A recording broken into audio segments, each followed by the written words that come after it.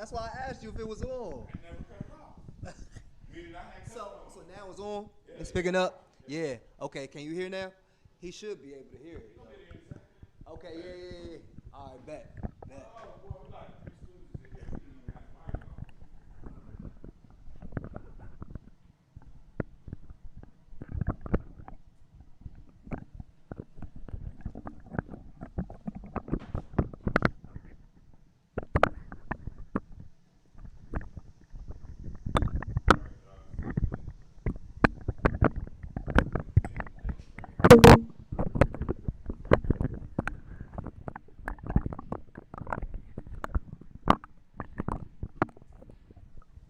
All right, All right, Josh. Did you stop the stream?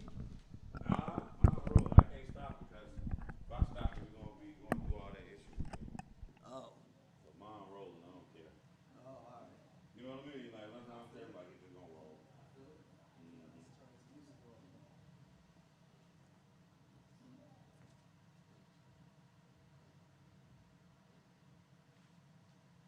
Slow down here. Huh? Oh. No, just let them know if we can hear it Oh. or hear. Oh. Right. Hear what you mean? Which one is that one? That's but it's gonna be here, right? Okay. It should pick it up. Or what you at? I'm confused. What are you I'm trying trying to to pick do? up the sound on the phone. Oh, you want to pick up your phone on these mics, you saying? Yeah, I can't hear it, so I hear it out here. I was just testing to see if they can hear it. Oh, via, you saying why they watching it. So Yes. is it picking up? No, there we go. Oh, from it, yeah, it's gonna pick up better. We not sitting. We gotta be. Yeah. Once We gotta be facing the mic. Yeah, that's gonna make a big difference. We back there, it's not gonna pick us up the same. Can you hear me talking now? I know. Yeah. Mic check 1 2 3. Mic check 1 2 3. Mic check 1 2 3. I mean, we could practically hold if we needed to, but I was hoping we didn't have to. Got you. But you can hear it. Yeah. Yeah. That's good. Much better. Yeah. All We right, you good. just can't test it while we that way. Yeah, Yeah. I know that. I was like, man, I hope we hear this John right, but all right, smooth. So now that's cool. That's cool. Me. I'm going to post it to the. Man.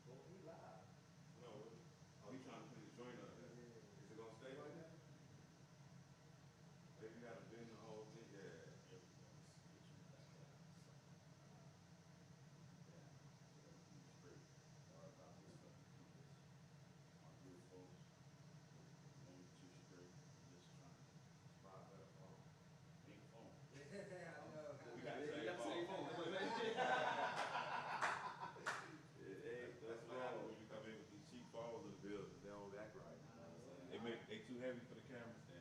Y'all phone quality, y'all camera quality is Yeah, it really is nice. That's why I won't get another phone right now. Cause they not really making one that's easy for us to use. All right, that's how far you want to go, baby.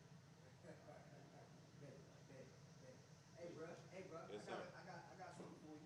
Uh-huh. Put it on this. Oh, yeah, that'll do. How about that? That'll do it. And then after we do it like that, That should work. yeah, thank you, brother. Oh, yeah, we good enough now. Hey. Let's go a little bit closer. Hey. Don't be shy. Get a little closer. Israel extra dry.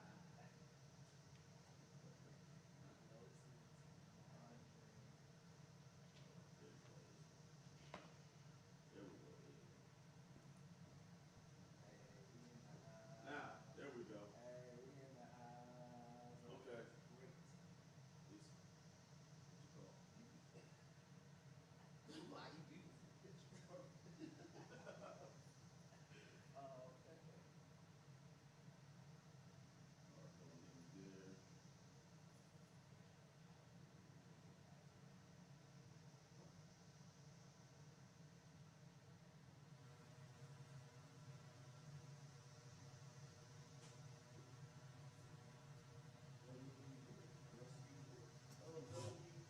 Okay, y'all, let's roll. Let's roll. Mm-hmm. Unless you get to that middle aisle, Yes, sir. that mic. Is that mic on? Yes, please. All right, sir.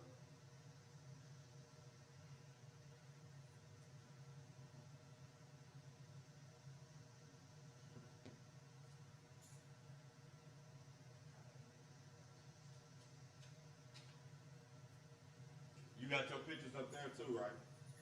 Yep. Alright, so, cause I didn't send them to the thing, we just gonna use them off of there, cause it's gonna take too much more time for me to like, send them to the computer, Sorry. download them, then I gotta put them in the OBS. But at least now we know how easy it is, y'all, it just takes a little time, yeah.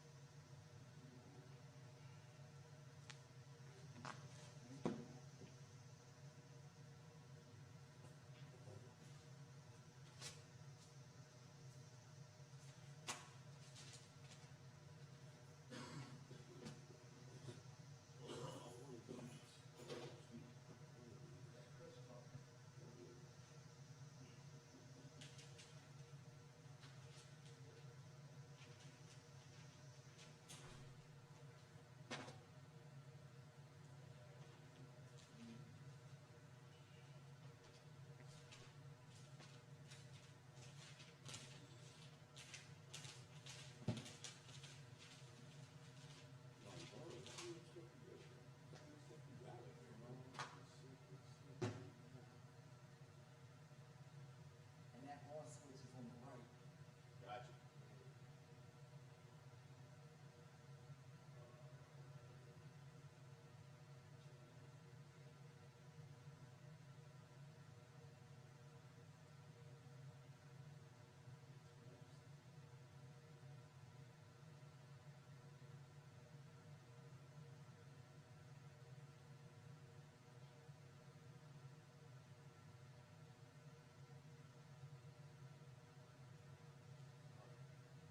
Yep, zero. Oh.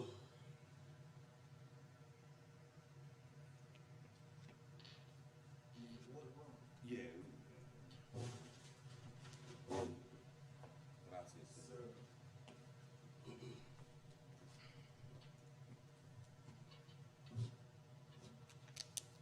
Oh, that's really dope, bro.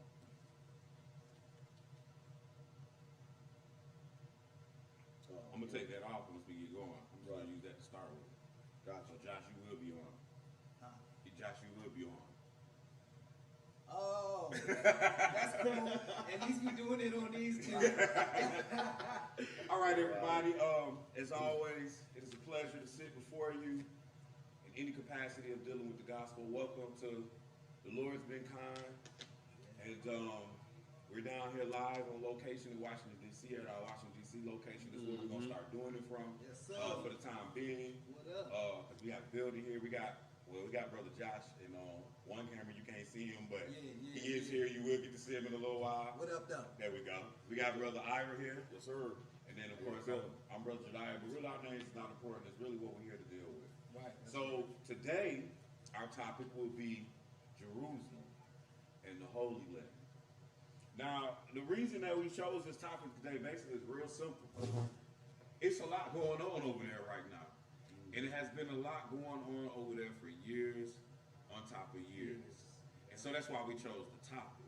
Now, why do we care that there's a lot going on over there and that, this has been years and years?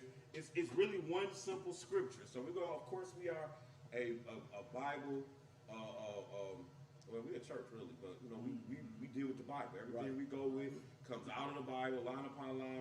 We Bible scholars, I guess. We Bible teachers. That's really what we are. Okay. So here's the most important thing on why we even care about Jerusalem. And I'm gonna go to the Bible. We use King James. I'm in Matthew chapter 5, and I'm gonna start this at verse 35, and it's just gonna be one verse here. And no, I'm gonna start at 33. Your cameras are rolling. Everything's good? Sound?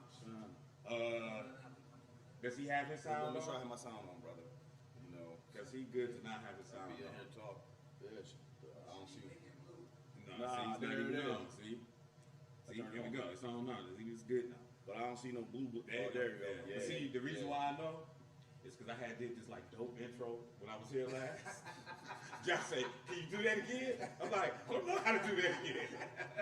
Like, that was just for everybody in the building. Hey, bro, you won't have to let them do an intro again, but can you let them know what show it is? Because they didn't hear that. Oh, Just yes. the show. Just the show. Just the name of the show. Hey, this is the Lord's been kind. That's because the Lord has truly been kind. Praise sir. God. You know what I'm saying? And I would say that the Lord's been kind for me because the Lord's blessed me with a great family, but most importantly, man, I got the Word of God and a decent understanding of enough to know how to obtain my salvation. Word. So that's why we got the Lord's been kind, and we welcome you. For those that didn't hear us, welcome you prior.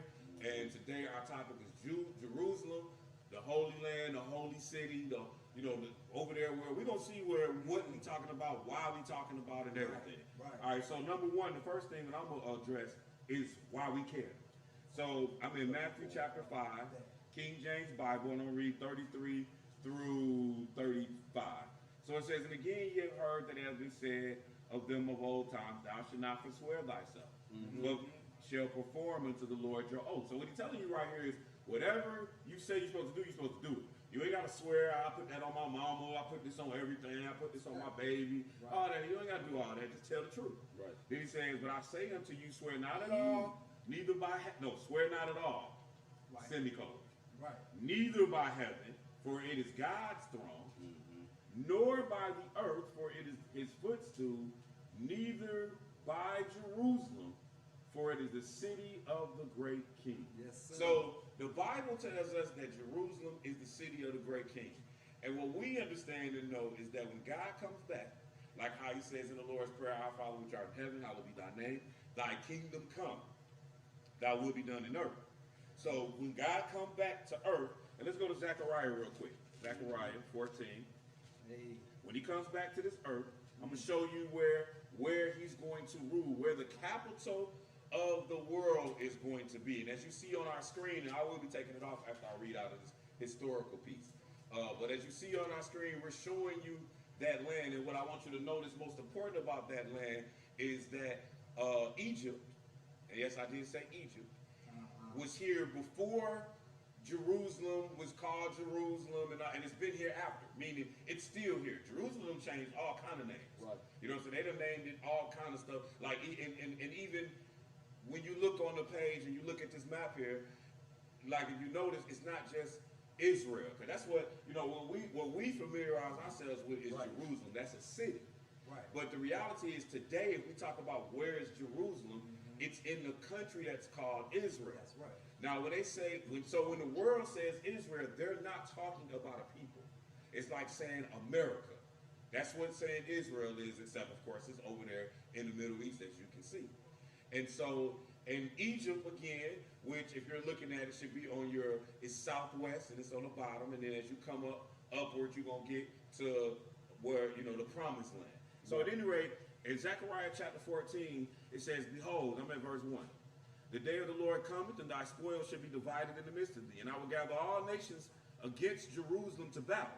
So, like, this is at the end, and the Lord is saying, I'm going to grab all nations to battle here. Because really what you learn, there's been a great controversy over this land, and the Lord is coming back to settle this controversy. Yes, sir. And we're going to uncover some of the controversy. We're just going to deal with Jerusalem a little bit to get you familiar so that when you turn back around and watch your news segments on what's going on in Palestine, or what's going on in Jordan, or what's going on, what's the other place? Gaza Strip. When you hear these things, this is all the Holy Land.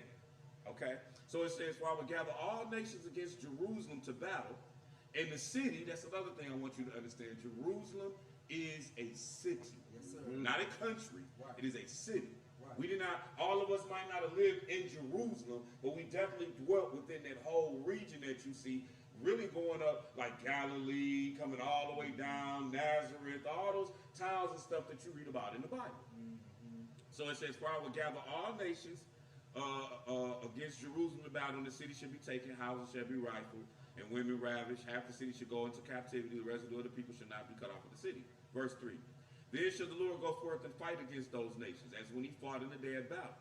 And his feet shall stand in that day upon the Mount of Olives, which is before Jerusalem on the east. Right.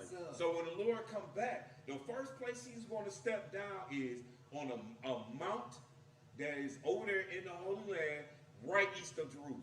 That's right. Okay? Right. And the Mount of Olives shall cleave, and so on and so forth. We're not going to read all that, but that's where the Lord is going to set up his kingdom. Yeah. So now I'm gonna give you guys a little historical or a little brief information out of the Ungus, out of the Ungus Bible Dictionary. Okay, and we're looking at Jerusalem. So here's a couple of things on Jerusalem, first city of Palestine, and the holy city for three great world religions. So it's a holy city for three world religions. Yeah. Right now, when you start talking about Jerusalem, there are three people that really want to say this city should be in our custody. We should have claims to it. We should run it, rule it, whatever. Now, notice the first thing we read was, and the holy city. Like, this is the only place, not Vatican. Right. This is the only place on the planet, not Washington, D.C., Uh-huh. not New York, Uh-huh. but Jerusalem is the only place on the planet where we call the holy city. And the Christians that all want it, or where the Christians want it, Judaism wants it, and Islam all want to have claim to this particular city. That's right. Okay. Now, if you look on, or if you were to go through, I'm gonna grab another book here on Jerusalem, and I'm gonna read something out of here real quick. Give me one quick. Okay. So I'm in the Oxford Companion to the Bible. Okay, and I'm reading up something called symbolism. That's under Jerusalem. And I'm gonna start in the second paragraph here. I'll start the first. Although the 16th century period was a great scientific advances among European map makers. So now we're dealing with maps. And the reason we're dealing with this is because I want to make one more claim before I pass the mic to my brothers and we really get into our segment. He says, although the 16th century period, so the 16th century is what, the 1500s, right? Because the 0 to 100 is the first century. Right. So then when you get to the 100s, that's the second century. Like right now, we are in the, 21st century now? And when I was born in the 20th century. Right. Okay? Right. So it says, although the 16th century was a period of great scientific advances among European map makers, one of the best known maps of the period is more imaginative than accurate. So they say, because here when we say imaginative, the technology advancements at the time when they started making maps, people had to like kind of do some guesswork. You know what I'm saying? Because, the science wasn't there to scale it out as you see in our map provided. Okay? So he says, one of the best known maps of the period is more imaginative than accurate. A woodcut in the form of a clover leaf with Jerusalem depicted as the center of the world from the intimate continents of Europe, Asia, and Africa. The ideal of the centrality of Jerusalem has been a mainstay in Christianity in various ways since its inception. It has also been integral to Judaism since the time of King David in the 10th century before Christian era, and together with sacred cities of Mecca and Medina to Islam since its beginning in the 7th century Christian era. And in the modern era of nation states, Jerusalem is both the capital of Israel and for Palestine. Let me explain how this works. We just said a city is the capital for Israel, as you see, and Palestine. That's like saying New York, or that's like saying Washington, D.C. is the capital for Canada and the United States. Not going to work. So when you begin to start understanding the controversy that's going on over there, it's like everybody is trying to make claims to this land. Right. And the reality is, it ain't none of their land. It ain't. Okay? Let me finish this up. Jerusalem is both capital of Israel and for Palestine, the capital of the state of Palestine. Thus, Jerusalem has long been a focus of powerful, intertwined passion of religious and politics. So when we get to the religion part is more past. And when we say more past, more in modern day, it's about politics. When I say modern day, like we can say really since World War II. It's been more, it's been more about politics. Prior to World War II, when it was really under the hands coming into that of a nation, it was in the hands of some empire. Jerusalem pretty much has always been in the hands of some empire, whether it's a Roman Empire or whether it's a Muslim Empire. Right. But Jerusalem was always in the hand of some empires. But after World War II, there aren't any more empires. And after World War II, 1945, after that took place, now we start to lose our colonization on this planet. So now every piece of land is beginning to belong to whoever makes claim on it.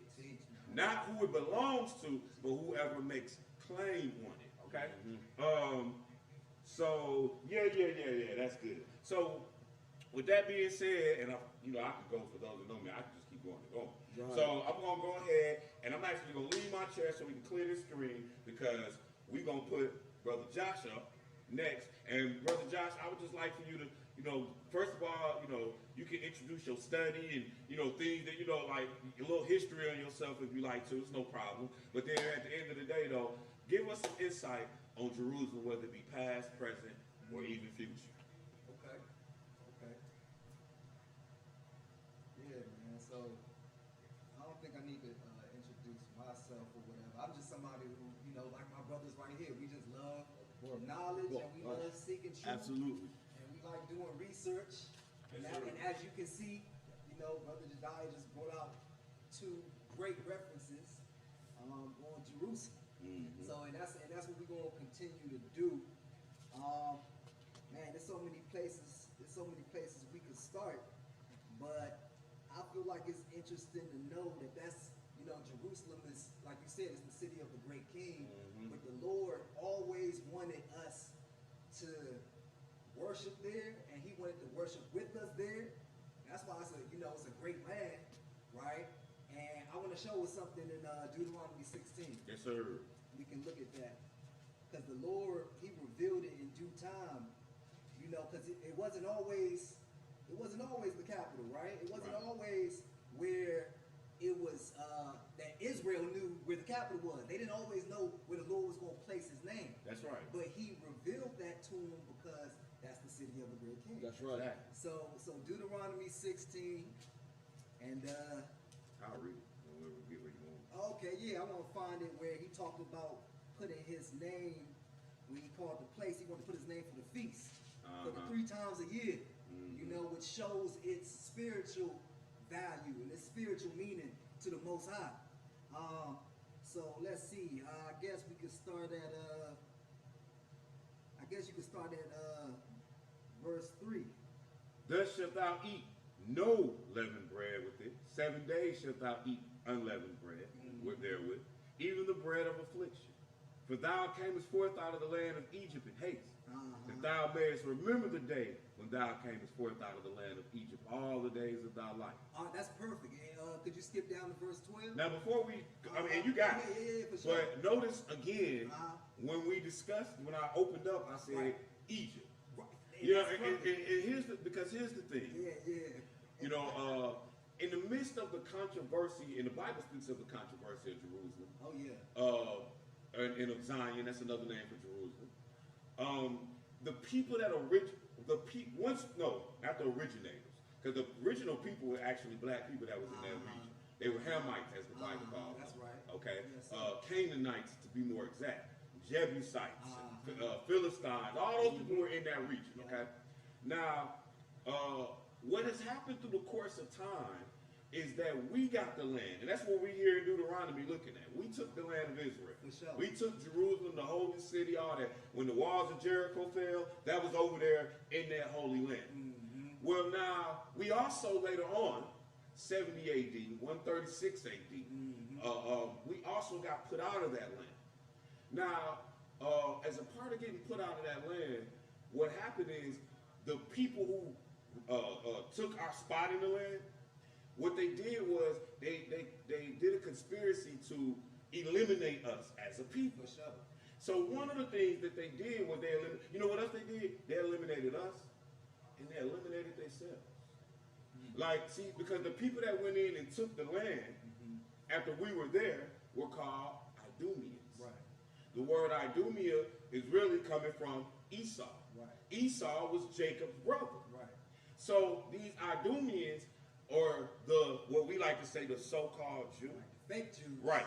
They have conspired to take our land, and we was discussing earlier, Ira and Doc, about who are the Edomites, Right. And because we was discussing how the people who got into the land are in the land now, because really you got a lot of Jewish people Right.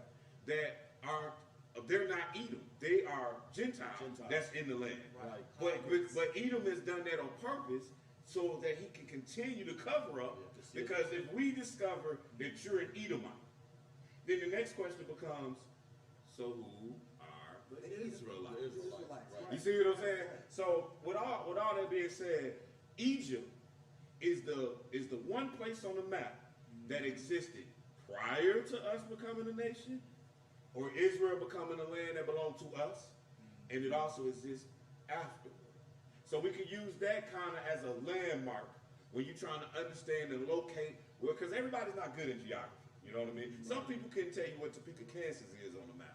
So they definitely can't tell you how to go through the Gibraltar Strait to get over to Jerusalem, to go through the Mediterranean, to above northern Africa. I'm saying all that so that people can, I'm giving you words that might help you when you go do your own homework to find how you get to Jerusalem.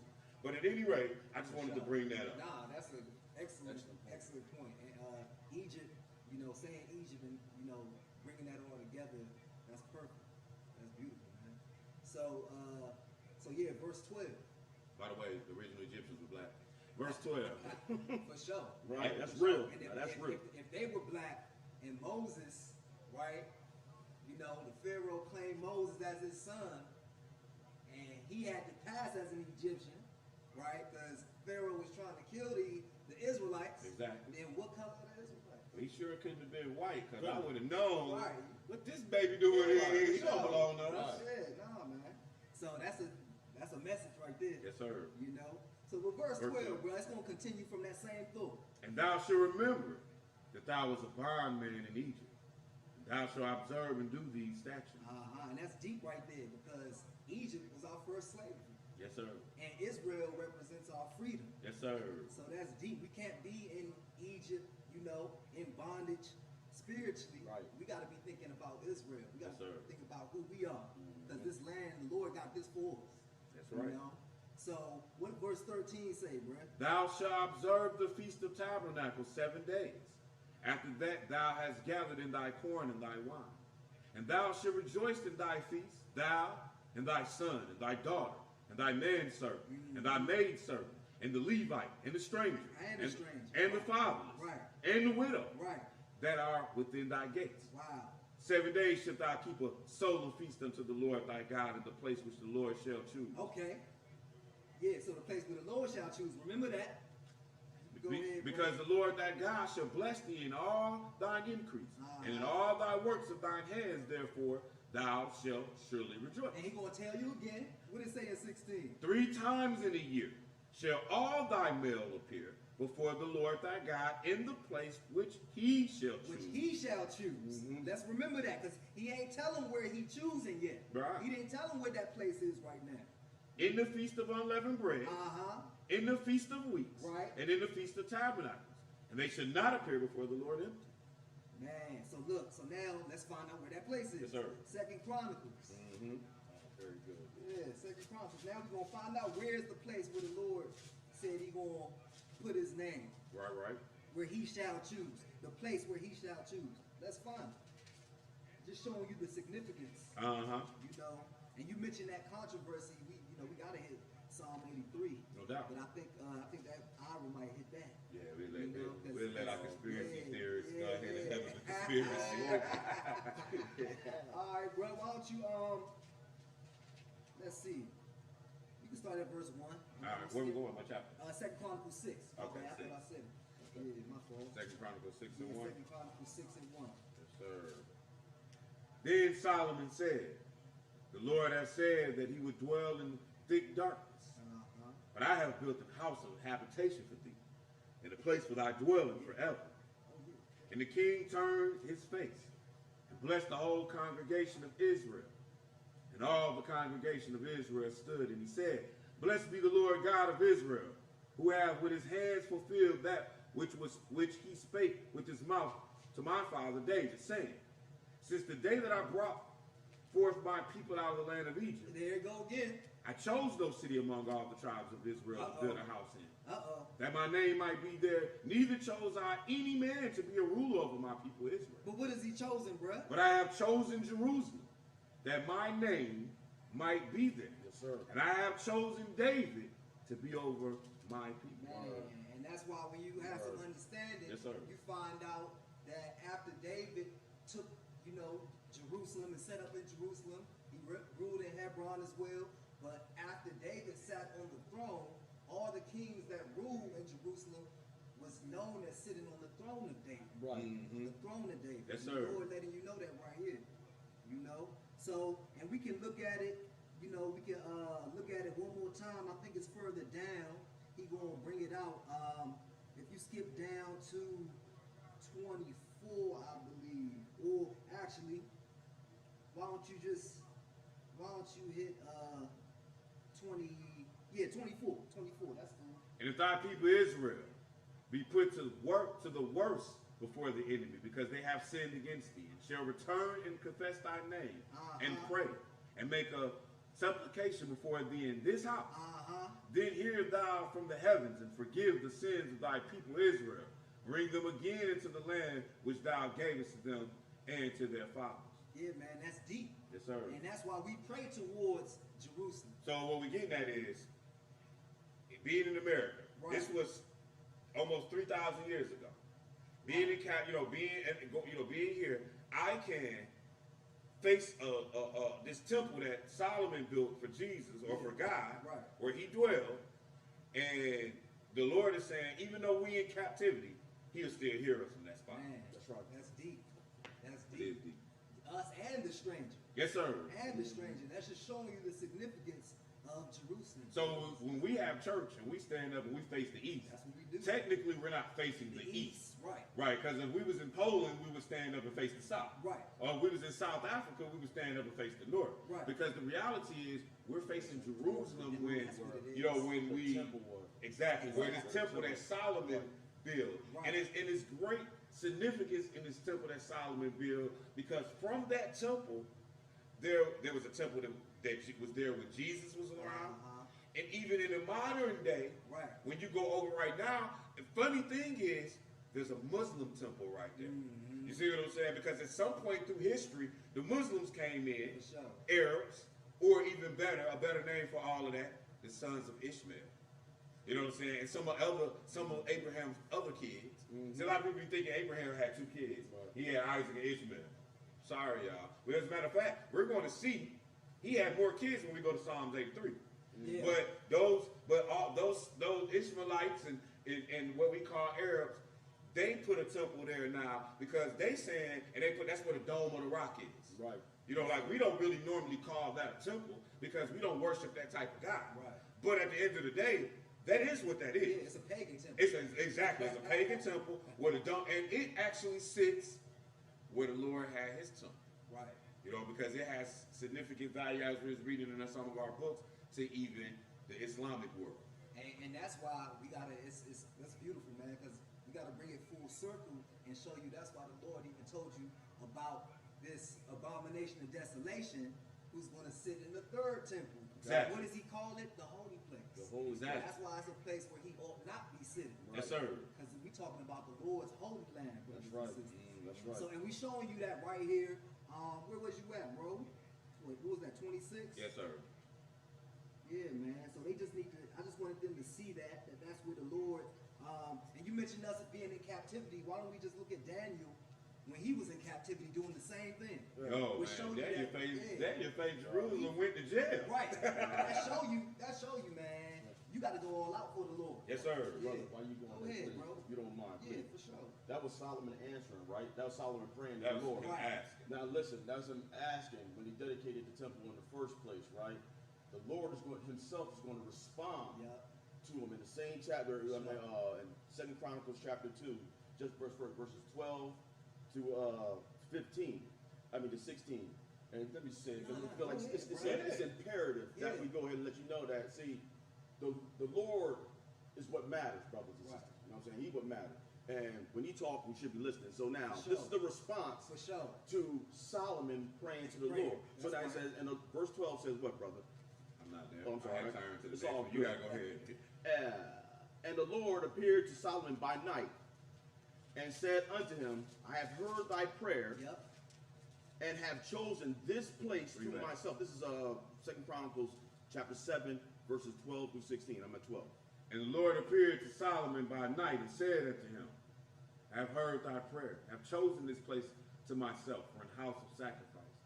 If I shut up heaven, that there be no rain, or if I command the locusts to devour the land, or if I send pestilence among my people, if my people, which are called by my name, shall humble themselves and pray, and seek my face, and turn from their wicked ways, then will I hear from heaven, and will forgive their sin, and will heal their land. There you go. They're saying, he'll what? Heal their land. Going to heal their land. You know what I mean? Not just the temple that's over there, because that's going to be there too, but we're talking about the land over there. And when we pray towards that land, you know what I mean, where the temple sit Right, for at sure. that land, you know what I mean? Praise So like the my Lord. brother just said, you know what I mean, if we're here, we're praying towards, in this hemisphere, it'll be towards the east, but we ain't praying towards the east. You know what I mean? I'm going to pass it back to you. Right, I mean, for sure. as like the Muslims pray, you know what I Right, mean? right. They're praying towards the east. They worshiping the sun god, Right, you know what I'm saying? right. But we going towards And the Bible land. speak of that. That's why Absolutely. I always try to clarify that we facing Jerusalem, because the Bible says that in Ezekiel, we're not going to read it, but I think it was Ezekiel chapter 8. Yeah, Ezekiel chapter 8, where he was like, look, they was, you know, with the wicked abominations that the priest and the men was doing. Right. They was they was out with their backs to the temple of God, facing the east. Facing the east. Right. Right. So you know what I'm saying? It's like, no, we're not facing the east. Right. We're facing Jerusalem. Yeah. Like how you was talking about Daniel. For sure. Right. Yeah, we're going to look at Daniel. 'Cause Uh-huh. Daniel wasn't facing east. Right. He couldn't have been. No, 'Cause he was up in He's Babylon. in Babylon. That's above, so he's facing south. Exactly. Right. Yeah. Right. Daniel what, 5? I think it's Daniel 6. 6? Okay, yeah, I see it. Yeah. You want me to start at 10 or you want me to start up higher? I'll start anywhere. You can start up one. You can start up at Daniel 6 and 1. No. I was Oh. gonna say you can start off one more higher than from what it is. You can start off 9, at 8. yeah 8. Yeah, that's good. Now, O king, establish the decree, There you go. sign the writing, that it be not changed according to the law of the Medes and Persians, which altereth not. Wherefore, King Darius, sign the writing and the decree. Right. Just like they signed a writing and decree about laws for us to stay home and you can't gather in these kinds of places. Right. But what do Also- servants of God do? You know, because even in the New Testament, it tells you it's better to obey God rather than man. That's right. So we won't see that right here, but we're going to see where he's facing Yes, sir. in this prayer. Now, when Daniel knew that the writing was signed, So he knew, just like we know. Yes, sir. Like people expect us to be closed as a church, as an organization. Right. Nah, but we know. You know, we knew soon as it was passed, when they said you couldn't gather, you you can't keep the Sabbath, you can't go to church. Yeah. We knew we wasn't listening to that. Because it's better to obey God rather than man. Absolutely. We trying to get salvation. For FYI too, during the beginning stages of the COVID virus, we had we kept our feast, like how we were just reading about keeping the feast 3 times a year. Well, we kept For the sure. feast, Praise and the we Lord. were in the downtown Philadelphia area, and it was pretty Gentile out, and the majority of us are Israelites, so that looked a little different. So they called the police on us. Man. So, you know, when the police get out there, you know, I come out there, I talk to the police, and the police like, oh, there's nothing we can do about what y'all doing. So the funny thing about it is, in some cases, don't let propaganda take your spirit away. You know what I'm saying? Like, you just go full head. Let the Lord make the decision on what can be done and what not can be done. Because we was going to do what we was going to do. And they was about to send us to jail that day, which they wasn't going to do. But in this case, they did. Verse 10. Right. Yeah, verse 10, bro. Now, when Daniel knew that the writing was signed, he went into his house, his windows being opened in his chambers toward Jerusalem. He kneeled upon his knees 3 times a day and prayed and gave thanks before his God as he did aforetime. Man, toward Jerusalem. Yes, sir. brothers and sisters. The same thing we doing while we in captivity. Mm-hmm. So that's just showing you that, hey, we actually following the path of our ancestors. Yes, sir. Because we the true children of Israel. Mm-hmm. You know? And so that's something important to know too, that like salvation is coming out of Jerusalem, brothers and sisters. Right. It's coming out of the people, the Talk real to 'em, people bro. from Jerusalem. That's right. Right? So, and we might as well read that just so they know in John 4. Mm-hmm. And then if it ain't nothing else, you know, because it's a lot to Man, talk we about. can go Oh, on. yeah, It's a big topic. Try to keep it. You know, Yeah, good. but we already done seen that the Lord chose. You should know, if you know the Bible, that the Lord got a holy people, a chosen people that He brought out of Egypt. Right, that's the premise around the beginning of the nation of Israel. Uh-huh. You know, that's why the Lord he introduced Himself as the God. Sometimes He even say the God of Egypt, but He don't mean He the God of the sun God Ra in Egypt. He's saying He the God that brought His people out of Egypt. Right. He says He's the God of Egypt. Right, but that's just showing you, brothers and sisters, you don't have a land that the Lord gave without His people there. You know, and when He said He wanted to choose a place for His people to be, you saw the Levites, the stranger, even because they joined on to Israel. Now they Israel. When He's showing you that, brothers and sisters, when we talked about the feast, right? That's showing you that, hey, the Lord has a desire to dwell in Jerusalem with His people. That's So right. you can't forget about this people. That's right. You know, people been talking about the Holy Land for years, but they ain't been talking about the right people. The people, The right. people of the promise. Mhm. The promised land. So y'all gotta know that. You know what I'm saying? So John 4 22. and 22. Yup, let's Ye go. worship ye know not what. Right, Ye worship ye know not what. right. We know what we worship. Right. That's right. Why is that though? For salvation is of the Jews. Man, that's deep. So the Lord didn't even say, I know what I worship. Because of course He do, right? Because He the one that gave us, the protocol and the order how to worship Him. That's right. He didn't just say, I know what I worship, right? Because I'm worshiping the Father, I'm the Son, I know. Right. We used to kick it, we was like this. Right, right. Before I came as a man. Nah, He said, we, Him and His people, brothers and sisters. So you cannot belittle the significance of the people of Jerusalem, the people of Israel. And that's why we the people bringing it out to you. Right. We the people that the world needs to listen to when it pertains to our land. Absolutely. So That's our land. it says salvation is of the Salvation. Jews. Salvation All right. is of the Jews. Now this past week when we was in Philadelphia, we was talking about this, and one of the sisters at the end of the day was confused. And here's why she was confused. Let's go to Revelations 3 and 9, Okay. because we need to establish a point here. Perfect. We have to establish that when we say salvation is of the Jew, Right.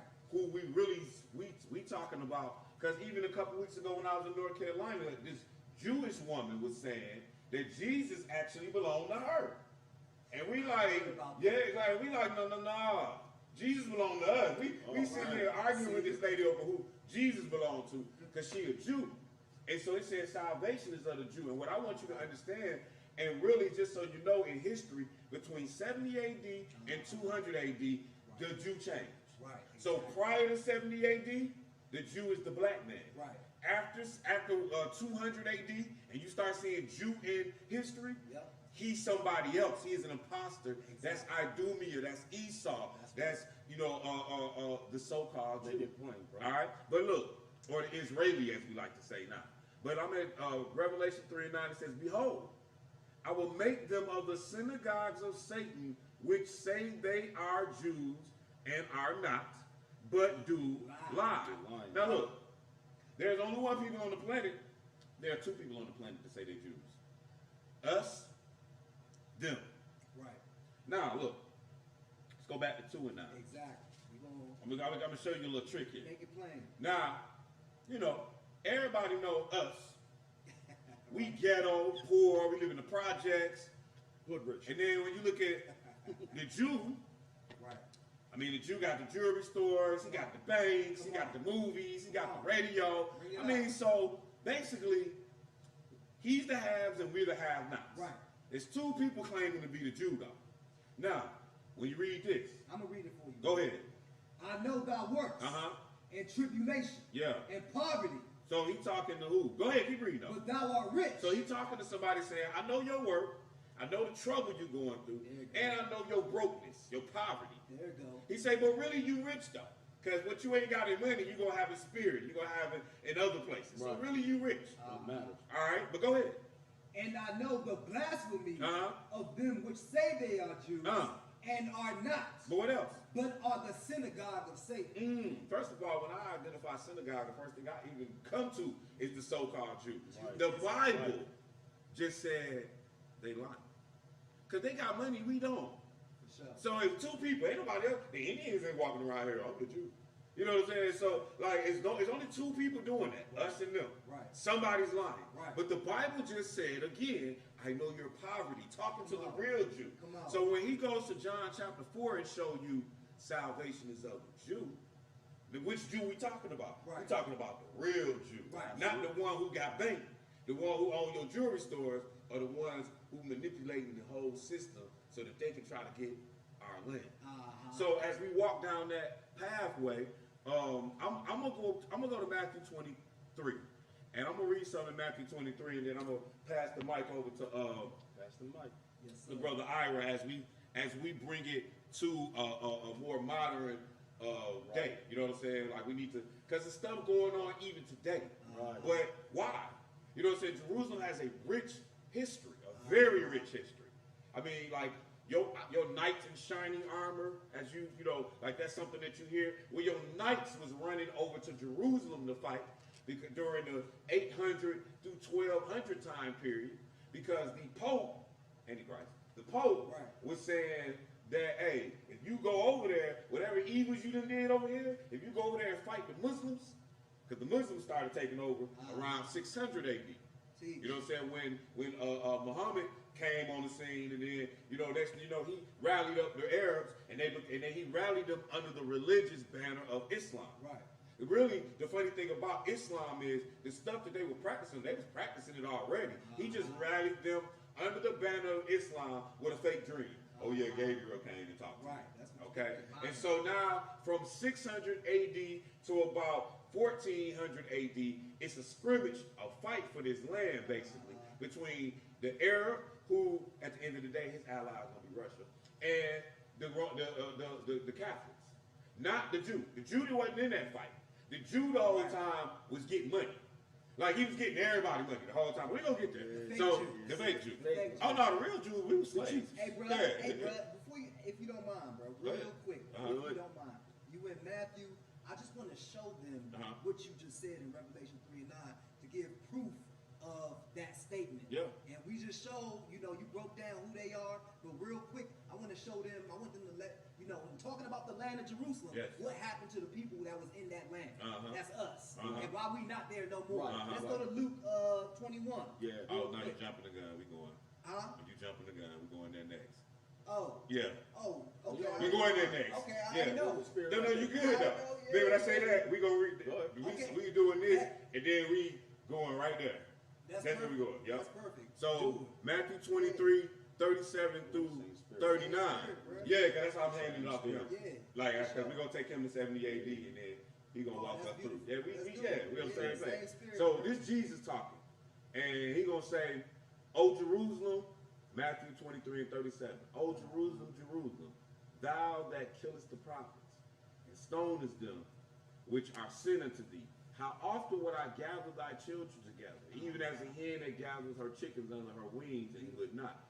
Behold, your house is left unto you desolate. There you go. For I say unto you, ye should not see me henceforth till you should say, blessed is he that cometh in the name of the Lord. Right. So the reason I was going there Right. was to say that we ain't there no more. Exactly. You know what I'm saying? And this happened at a particular time. Like the children of Israel was back there. You know, we had the commandments, salvation was of us.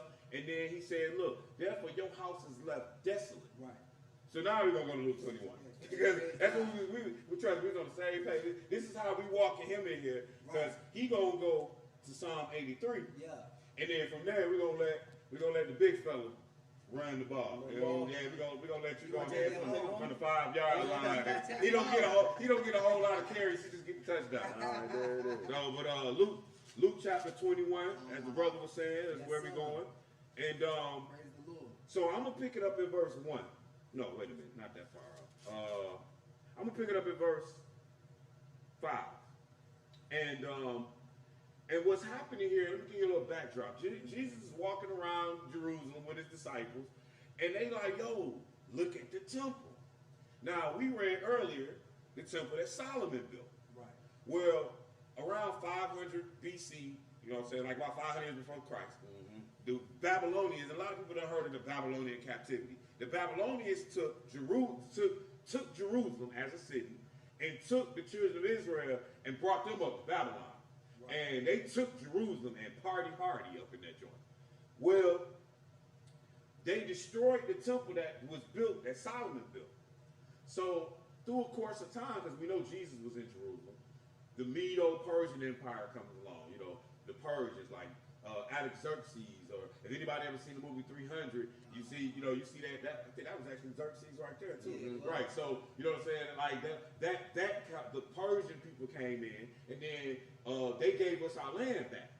But when they gave it back to us, they didn't set us up with no king. Ain't no way in the world was Xerxes finna say anybody was higher than him. The dude thought he was God. You know what I'm saying? So he wasn't going that far. But at the same time, he put us back there, and then the Greeks allowed us to stay. And then when Jesus is on the scene, the Romans rule different. Say that I up. meant to say Cyrus, right? Or Xerxes? I was saying, no, I was just all of them. I could Darius, Cyrus, Xerxes, all of them. You know what I'm saying? That was them. That was all of them. Yeah, I'm just saying that, like those keys, I just say Xerxes because that's a more common one for people who don't know nothing about the Bible. Gotcha. You know what I'm saying? But then you got the Greeks, then the Romans. Now, when the Romans come on the scene, they continue to allow the children of Israel to stay in the land, but they always leave the police to make sure that you're doing what you're supposed to be doing. They're not gonna kick you out your land at that time. They did eventually, but they weren't gonna kick you out. They policed you. So they were there policing us while Jesus was there. So now, like we say, Cyrus and all of the other Medes and Persians, we built temple number 2. So when we built temple number 2, hold on 1 second here, y'all. Sorry about that. It's not a joke. Yeah, I don't know how that happened last time, but it's all right. Sorry, y'all. Okay. So at the end of the day, though, when Jesus is in the land, the Romans is still there, and it's the second temple that's been erected.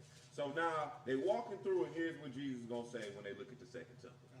And some spake of the temple, how it was adorned with goodly stones and gifts.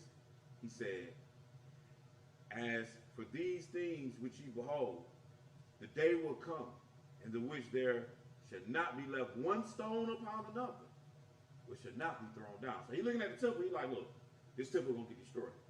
And they ask him, saying, Master, when shall these things be? And what sign will there be when these things should come to pass? Right. So he's like, so when are these things going to be? And make sure y'all look at that camera too sometime. You know what I'm saying? Yeah. You know, when should these things be? I'm holding it down. When should these things be? And what, you know, and when is going to come to pass? So he started talking to him. He's like, well, take heed that you don't be deceived. Many gonna come in my name saying I'm Christ. They're gonna be deceiving people. You're gonna hear wars and commotions, all this kind of stuff. But then he's gonna get into something a little more detail, verse 20. He says, and when you shall see Jerusalem compassed with armies, There you go. know that the desolation thereof is not. There you go. Let them which are in Judea flee to the mountains. Let them which are in the midst of it depart out of it. And let not them, and let not them that are in the countries enter therein. For these be the days of vengeance, that all things which are written may be fulfilled. But woe unto them that are with child, and to them that give suck in those days, for there shall be a great distress in the land, and wrath upon this people. And they shall fall by the edge of the sword, and shall be led away captives into all nations. And Jerusalem shall be trodden down of the Gentiles until the time of the Gentile be fulfilled. Now, with that being said, I want to read you something out of history real quick. I hope I got it. About the last, I'm looking for the last 2 million years. Yeah, maybe. I'm looking for that 70 AD, so I guess we're going to go to the back. So, because this is when that happened, when Jerusalem was passed about with armies, when they took Jerusalem from us. And I hope I have all these books, and I really do have plenty. Okay, here we go. I found one. All right, so I'm in a history book called The Last 2 Million Years. And it's just a history book, okay? And I'm jumping down to where I've already talked to you about. So it says Rome ruled Israel. That's why I said I already talked to you about it, because I was telling you Rome ruled Israel. Rome ruled Israel through a series of puppet kings. Right. Under one of these kings, Herod, we heard of that, Antipas. Jesus Christ embarked on his mission. The Jews could never reconcile themselves to Rome rule, and in 66 AD revolted. So after Jesus died, went back up to heaven, disciples, Paul out there in the Mediterranean, the Jews start bucking Roman rule around 66. They've been bucking, but around 66 AD. In AD 66, revolt broke out, fomented by a group called the Zealots. Rome's reaction was harsh and brutal. Jerusalem fell and Roman legions in 70 AD, and the city's temple was again destroyed. Right. Then check this out. Nah, that's good. We ain't gonna let I'm gonna let him go there. So in 70 AD is when that temple was destroyed. That probably would have been good, what you're about to read. Yeah, it's okay. Because I don't want to kill all our time, and I know you got a lot. So their temple was destroyed in 70 AD, and at that pretty much moment, the children of Israel was kicked out of the land of Jerusalem. You want to go look it up in history, look up, what is it, Masada, ain't it? Yeah, look, Masada. That's what you look up. Like, if you just Google Masada, trust me, it's going to put you right there to the date. So I'm going to walk to Psalms 83, and then we're going to let Ira kind of walk us through some more information on Jerusalem and how we are today. Okay. I'm gonna get the camera No doubt. so we can see that. No doubt, no doubt. What's the pin? So Oh. I'm going to Psalm chapter 83. 12, 7. Psalm chapter 83. And I'm going to start reading. I'm not going to speedball through it so that I get my brother. So you got to go some stuff up? Oh, you got some stuff up there? Okay. So verse 1. He says, keep not thou silent, O God. Hold not thy peace. Be not still, O God. For lo, thine enemies make a tumult. Yes, sir. They that hate thee have lifted up the head. They have taken crafty counsel. They have taken crafty counsel against thy people, and consulted against the hidden ones. They have said, come, and let us cut them off from being a nation. This is why we do not have a nation right now. This is why the children of Israel don't have a homeland to be in. This is why. Because somebody consulted to get rid of us. Then he says, it's going to tell you who. Verse 4, they have said, come, let us cut them off from being a nation, that the name of Israel may be no more in remembrance. For they have consulted together with one consent. Yes, sir. They are confederate against thee. The tabernacles of Edom, that's Jacob's brother. And the Ishmaelite, that's Abraham's other son. Of Moab and Hagarims, and those actually are Abraham's nephews. Jebal and Ammon, Amalek, Philistines, with the inhabitants of Tyre. Them was the people that lived there before we did. Asher also is joined with them. They have Hopin, the children of Lot. Lot, one of Abraham. And the reason I keep saying all like who these people are like this is because people claiming this land for theirs. Right. I'm telling you, all these people feel like it's their land. Right. So that's why it's a conspiracy. They like, but the people that took the land, we gonna make sure they don't get to come back. And it ain't the first time that happened. Because if you read the Bible, when Cyrus and Darius was having us rebuild it, the people were saying, don't let them back over there. Yeah. They ain't gonna pay you taxes. They ain't gonna do whatever. So it says Jebal and Amalek, the Philistines, and the inhabitants of Tyre.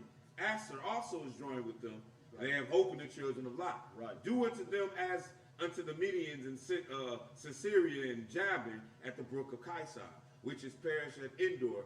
They became as dung. But verse 12, who said, let us take ourselves the house of God in possession. Okay, so look, there's some people out here that's conspiring, that have tried to replace us. We see there's people out there lying, saying that they're Jews and they're not, and all of them, and they fighting over this controversial land. So Brother Ira's gonna give us some more information. He's gonna go through some more work, things of that nature. We're gonna turn it over to Ira. Absolutely, brother. I appreciate it. You know, now we got so much information, but I'm just gonna try to bring it to y'all and, you know, some good jewels that can help, you know, add on to understanding why this land is so sought after by all these nations. Right. You know, my brother Josh, he had read earlier, you know what I mean, the Lord's response into, you know, if he bring to Solomon, Right. if he, you know, if he bring pestilence on the land and all that, Right. hey, if his people that's called by his name humble themselves and turn back and pray, then, you know, he's going to heal them, heal their land, and bring them back into it. But his eyes are always going to be on this land. But it's sought after by everybody. Right. So in history, we just read where in 70 AD, Titus, Roman Emperor Titus, he came through, broke Israel, Jerusalem down to nothing. Yeah. But, and keep them out of that city. Right. But as far as the region is concerned, they were still around there. And they was around there until about 34 to 35 AD. So I'm going to bring you up from here, Okay. 34 to 35 AD, and show you 135. Thank you, brother. For sure. AD. So let's look at this real fast. Now, I have a couple of sources here. You know, you have to, you know, that can add to you. You know, it's many of them out there, but this is a person that, you know, pretty much put things in perspective. It's not too long of a video. It is from a brother named what's this called? Understanding the Conflict of Israel versus Palestine. Okay. The History of the Jews, Part 1. Okay. Right, it's from a brother named what's it called? The Truth Unedited. There it is. But this is just a little first portion of it. Hold on, let me get this right. Have you ever seen a conflict like this between two people?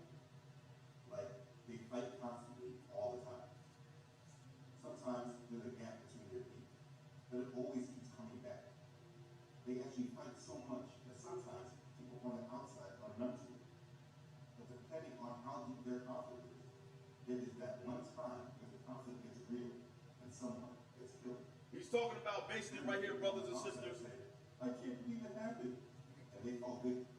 He's just basically talking about how it's been conflicts over this land all the time. You know what I mean? But we're going to get right where we need to get to. Into Hillsborough Wood. This conflict must be understood. Listen. Okay. So it's hard to know where to start to break things up. We know exactly where to start. We know exactly where to start.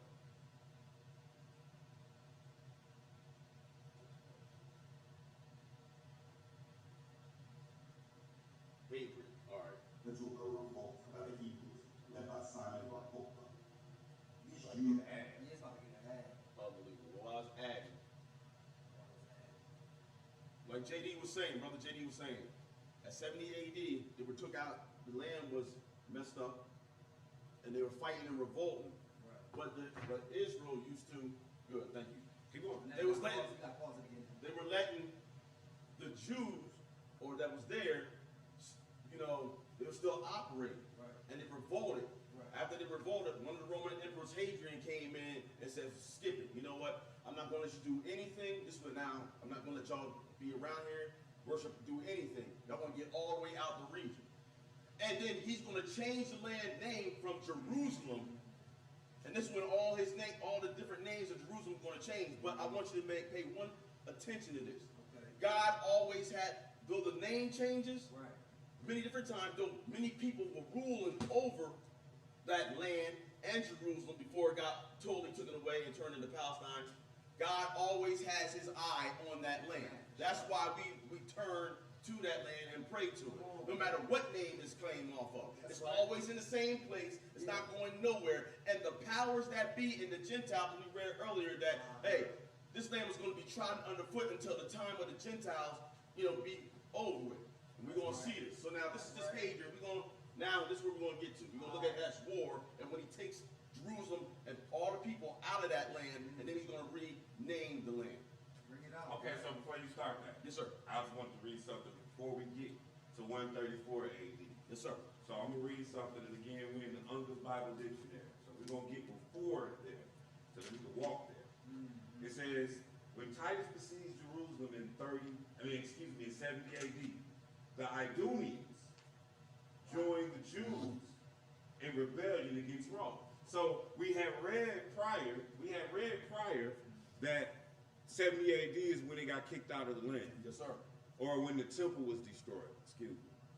When Titus besieged Jerusalem in 70 AD, the Idumeans joined the Jews' rebellion against the Rome. Josephus says that 20,000 Idumeans were admitted as defenders of the holy city. Once within, they proceeded to rob and kill, but these traitors received the same fate as the few surviving Jews when Rome took over Jerusalem. Idumea or Edom ceased to exist. So let me explain what I'm saying by this right now. Bring it out, bro. So we're in 70 AD. So this is 134 AD. In 70 AD, when Rome came and kicked our butts, our brothers was down here, Idumea. They were down here.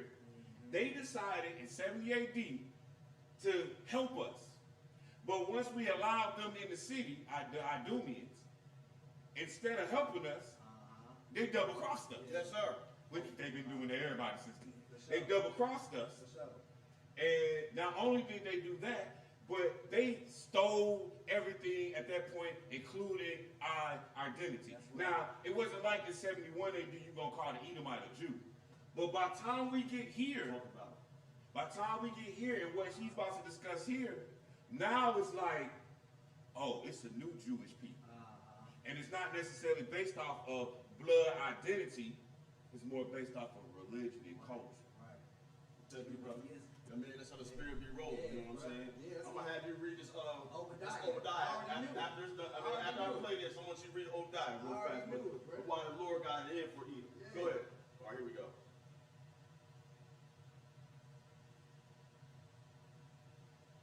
Yeah. renaming it Syria Palestine. All right, hold on. He renamed Jerusalem He renamed it Palestine. due to a revolt by the Hebrews led by Simon Bar Kokhba.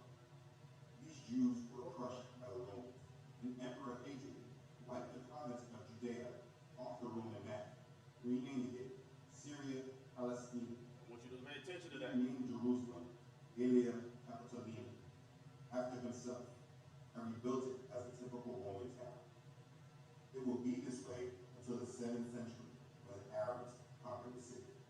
Pay attention to that, because we're going to understand, like when we get to the Jordan area, where it says Jordan and then Jerusalem, Jerusalem is going to be split. That Arab town, you know what I mean, this is going to play a major part in that. Go ahead. I'll get to that. After this, thousands of Jews migrated. If you didn't see that, it said Hadrian expels, the Roman Emperor Hadrian expels the Jews out of Jerusalem and renames the area Palestinia. All right? But that's going to play a major part why it's called Palestine, You know what I mean? Right. Today. And after the Philistines, which plays a major role too. For sure. That's on the lower southern coastal land of Judea. Teach. Go ahead. I'm not like you read. You saying go ahead. Like you read. Like you read. Hey, Like guess you what? read. I do the that. same thing. I do the same thing in the lesson. I be saying, go ahead to the jump. In the caption, you may not be able to see this, but it says, most Jews fled Israel and settled in the areas in Eastern Europe. That's going to come into play later on. All right? But the Jews they're talking about there are who? The one that was remaining in the land. Most Jews fled Israel. Uh-huh. What Jews are they talking about? Come on, you know the one that was in the land. The Edomites, and you got, excuse me, the ones, remember, like I said, these are not us. Remember, it's the Edomites, the ones that's taking our spot, that's trying to be around us. Right. Go ahead. So that should read most Edomites fled Israel. To be correct, to be absolutely correct. Yeah, All right. Fake Jews. By this time, Christianity had begun and was spreading in the Middle East and into Europe. Israel becomes known as Palestine now. All right, let's get some more information. After this, thousands of Jews migrated to Egypt and Arabia. The persecutions and restrictions imposed on the Jews were so great that a large number of Jews fled into Arabia. During the 1st, 2nd, 3rd, 4th, and 5th centuries, Judaism was politically powerful in Arabia.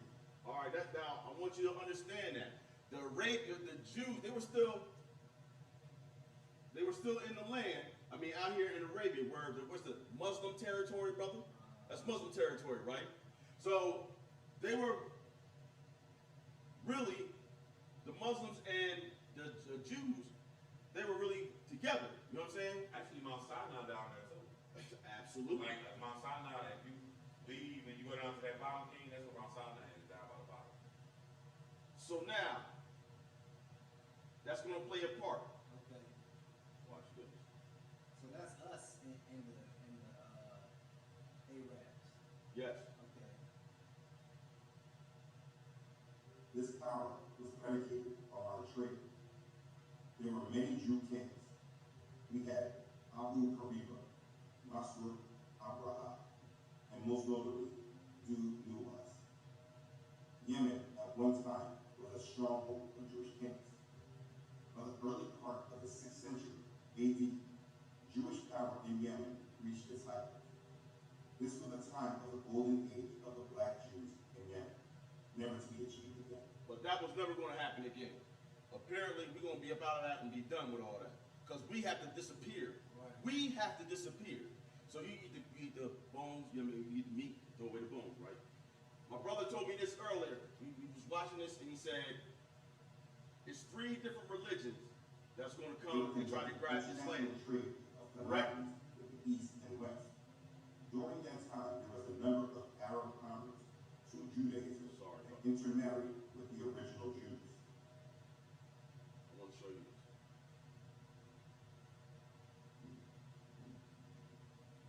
What are you showing us now? You're live. After this, I'm just showing you how the land was changed. I'm bringing you up to where, sorry, that's right. Where Theology. Oh no, you good on this Yeah. one. On this one, I'm trying to bring y'all up all the way to current time.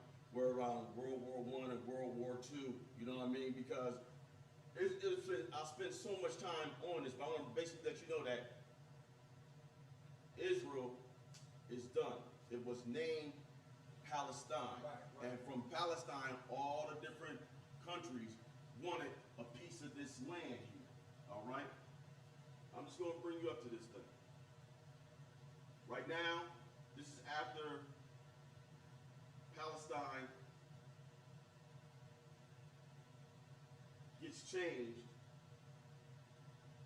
The Hebrews were crushed by the Romans and Emperor Hadrian, like the common. This is Judea off the Roman map, or renamed it Syria Palestina, which was then. I'm just going to show you all the names that it was called. Palestina Prima, Palestina Secunda, Second,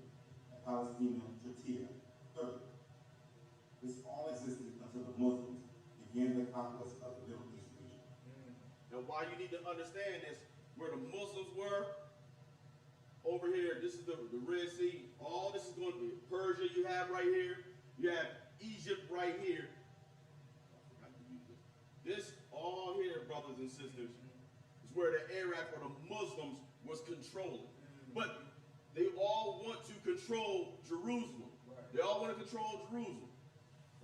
The Muslims, you're going to have the Byzantine Empire, where you're going to have the Turkey, and you have over here, you have where it's going to be Italy and all this. Right. Everybody has their eye on Jerusalem.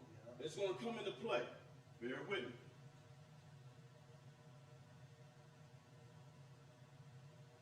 In the early to mid 7th century, around 634 AD, Arab Muslims Now we have 600, right? in the area we call Palestine, and they conquered the land in what was called the Levant. So understand, around 600, we get into the time of, what's the name?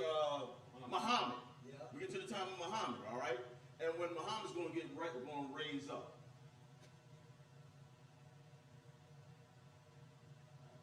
And they conquered the land in what was called the Levant. All right? It's referred to as the Muslim conquest of the Levant. You should know of this area of the Levant, which contains the areas of Lebanon, Jordan, Palestine, and Syria. And So you see this? It says Lebanon, right here, Jordan, Jordan, what else? Palestine, all over here. You understand? the state of Israel. That's why Obama used to call them ISIL instead of ISIS. It was about the Levant. ISIS stands for Islamic State of Iraq and Syria. Come on. And ISIL is the Islamic State of Iraq and the Levant, which is more defined and much more than just Iraq and Syria. I keep it here because they got Egypt down here, correct? Right. Egypt's down here at the lower south. South from where Jerusalem is at, right? Right. The Levant is all over here. I'm making this plain because Egypt, like my brother said, has always been where it's at. Right. All right? So Jerusalem and the land, all the land is always north of Egypt. That's something to think about. Yes, sir. Go ahead. Anyways, after the Muslim conquest of the Levant, by the year 635, Palestine, Jordan, and southern Syria, with the exception of Jerusalem and Caesarea, were in Muslim control. All right, now pay attention to that. That was Muslim control, right? Holy wars with the Crusades and the Night.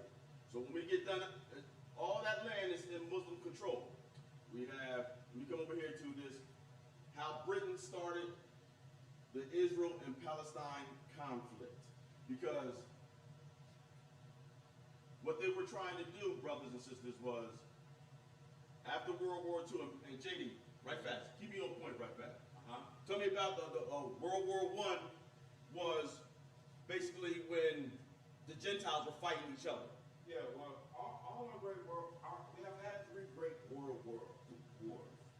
And basically what's happening is World War I, it's Gentiles, or it's an internal European war, where they're fighting one another. And then it's the same thing with World War II, that they're fighting one another. The Europeans are, the Gentiles are, for ownership of the world. And then after you look at World War II, even your Korean War and your Vietnam War they're taking people and positioning them so they can have, they can fight for their interests. For example, North Korea, the Russians helped them. We helped South Korea. So when you take it all the way back to the Middle East, it's really the same gamut that's going on. The Western world is represented by the people of Israel, or the Israeli.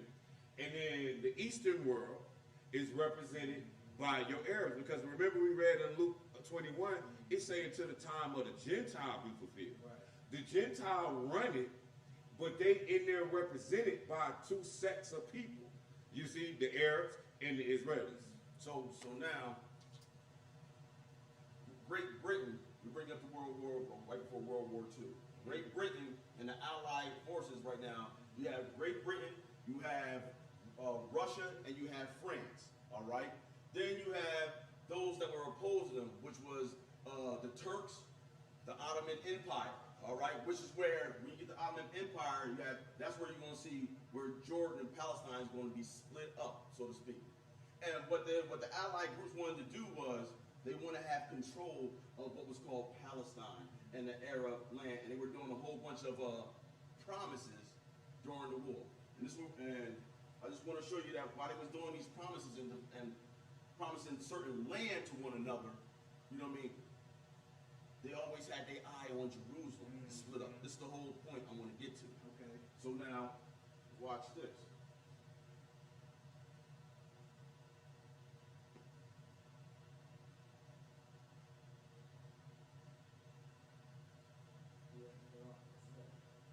I wanted the British to fulfill their goals. Britain, Hussein's dream. Fulfill their goals. Sharif Hussein's dream of an Arab kingdom ruled by the Hashemites was only partially fulfilled. For although his other son, Abdullah, became king of Transjordan, their old rival, Ibn Saud, swept the Hashemites out of the chance when he conquered the I'm sorry, brothers. Yeah, you gotta tell us what's going on. You got audience, for real. So now, I'm trying to show you where they split this land up. Sentinels troops. Talking to them. Britain, By August the 2nd, 1920, Faisal declared repulsed and had to flee to Palestine.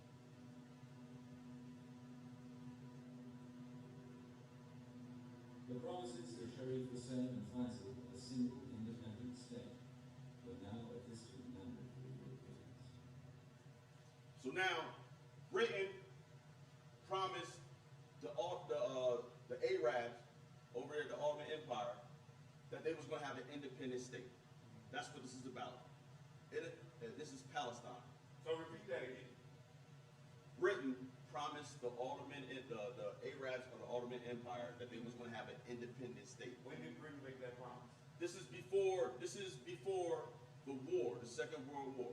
This is before the war, all right? They promised them they're going to have an independent state in Palestine, where currently Palestine and Israel, they share the same state, all right? Same place, different places, but they have the same capital, which is Jerusalem, all right? They want it all. The so-called Edomites, they want it all also, but they couldn't come to no plan. Right. So what they had was they're going to separate Palestine. They're going to separate that land of Israel. One's for Israel, one is going to be for Palestine, and they're going to share the capital, which is Jerusalem. So they lied to these cats. You know what I mean? The English. The English said the Britain lied to them. Right, Britain. Yeah, and now this is going to show you how it all played out. The whole issue of state independence meant that what appeared, what was at first appeared to be a willingness to accept a single Arab state, wasn't seriously diluted. And then on top of that, of course, the very fact of the French area, the British area, meant that in effect this was the seed of the whole partition. So you had both independence was denied, but also the unity was denied.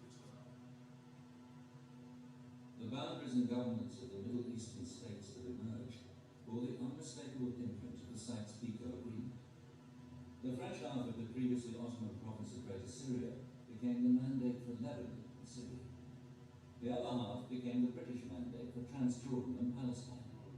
In the east, the Ottoman area of Mesopotamia, which included the oil fields of Mosul, was given to Britain as the mandate for Iraq. So this was basically the importance of the Sykes-Picot Agreement, to divide what is called the Fertile Crescent between Iraq and Syria, and let Britain get access to the oil of the area and be able to exploit it in the future. The British rule was initially rejected by the Iraqi people until Faisal was installed as king in July 1921. Britain hoped the limited power it devolved to him would serve to placate the frustrated demands for Arab independence. But Sharif Hussein expected more from the British. He never gave up the idea that the British had promised him independence, not only in Arabia, but in Syria and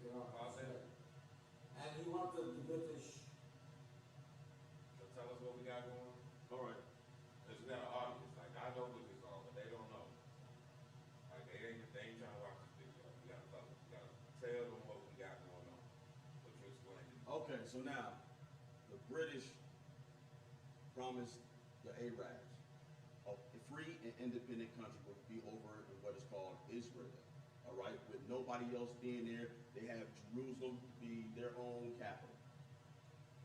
What the British did was what the Zionists did with Britain was, listen, we're going to give you a land, Israel. We're going to promise it to you via the Balfour Declaration and treaty. Underhanding and undercutting what they said to the Arabs, because they all wanted that land in the first place. So now, after the war gets won and split, I'm gonna bring you up. After the war gets won and split, it's time to divvy out everything. The Arabs thinking that they're gonna have a whole planet, have the whole Israel. They don't get it. They're forced to share it with the so-called Edomite or the Jew now. And since they both laying claims to the land, they're gonna have to appease both ways. So they try to appease it by splitting the land in half. Palestine will be the Arabs, and then Israel Israel would be for the Zionists or the Edomites. That's how it's going down, and that's what breaks up with it. Okay, that's good. Come on. We good with that. All right, so look, this is how we're gonna go from here. When you let me go this back out. Yeah, that's this grill out. And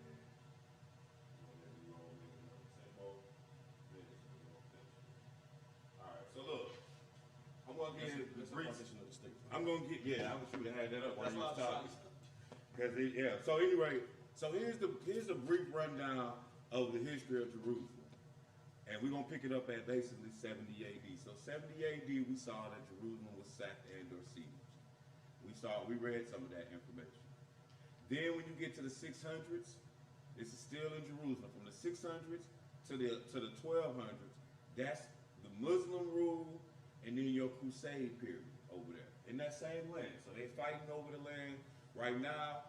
At that point, every time the Muslims come in, the Christians try to kick them out. Actually, the so-called Jews, the Muslims ain't really giving them no problem at this point. The Muslims don't really care about the so-called Jew. They could care less. It's really, if you paid attention to what Ira was saying, and if you paid attention to the video, it's the Gentile that's giving out everything. They're the rulers of it, saying who can be where, and that's why we having a fight, because when the rulers come in and say who can be where, you didn't gave land to the same people. You didn't gave the same land to two different people. And now they sitting there, and one of the people, the Arabs, they've been there. Right. Whereas the other people came after 1917, or that's when they started coming from, because the British promised it to them. Right. All right, so then, eventually, as we get into between 1940 and 1960, that's when you get the development of an Israel state. Meaning that it is now official. Israel is its own country. But here's the catch to all that: $1 is only worth $1 because we all agree. We agree upon it. And so the problem that's going on over there is y'all are saying Israel can be over here, but Palestine and the Arab is still saying not on my land though. Right. You know what I'm saying? Like y'all gave us this land, so we're gonna fight it out. That's it. That's what's been going on the whole time. Now, in the meantime, in between time, somebody gonna eventually bring peace. Am I right, Josh? Oh yeah, you got that article for me? Yeah, I do got it, Brett. Okay, so in the meantime, as they continue to fight it out, when you get it, just let me know you got it. As they continue to fight it out, there's gonna be a man that comes in there that brings peace to this land. So this man is the Antichrist. And I'm going to read something out of the book of Daniel about him in this situation. Or the man of sin, or whatever. Yup, I'm going to start at Daniel chapter 11. And we in the same territory. When I say the same territory, we're still dealing with Jerusalem. But now we done brought it to the future, because we see all the bloodshed going on now. And again, the main reason that there's bloodshed today in the land is because, as the brother was showing, the British done gave it, coming out of these wars, done gave the same land to different people. Right. That don't work. That's just like He'll come to my house talking about some Pennsylvania gave me this house. And I say, well, Philadelphia gave it to me. It's my house. So now we finna sit here and fight over the house. And that's what's going on. Okay? Now I'm in Daniel chapter 11, and I'm going to start at verse 31, and it says, an arm shall stand on his part, and they shall pollute the sanctuary of strength, and take away the daily sacrifice, and shall place an abomination of desolation. And such as do wickedly against the covenant shall he corrupt by flattery. So this Antichrist that Josh gonna read us about, he gonna come in and be corrupting people by flattery. Verse 33. It says, and they that understand among the people shall instruct many, yet they shall fall by the sword and by the flame. Now I'm gonna go back up a little bit because I just want to see where he come in with peace, but really he ain't got peace. Am I supposed to be higher up or keep reading?